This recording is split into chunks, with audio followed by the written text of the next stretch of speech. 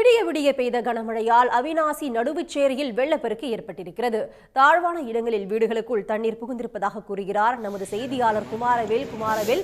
வெள்ள நீர் எத்தனை வீடுகளுக்குள் புகுந்திருக்கிறது, விவரங்கள் என்ன? வணக்கம்.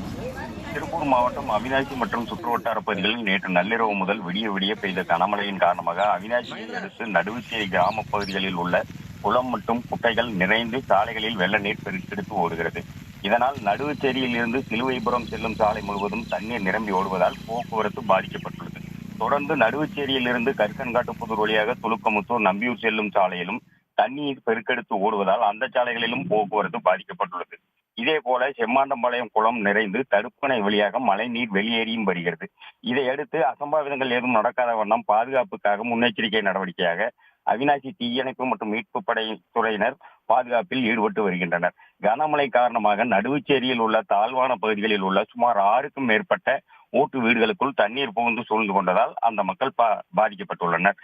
தொடர்ந்து விட்டு பெய்து வரும் கனமழையால் ஏற்பட்டுள்ள வெள்ளப்பெருப்புகால் அப்பகுதி மக்களின் இயல்பு வாழ்க்கை தற்போது பாதிக்கப்பட்டுள்ளது.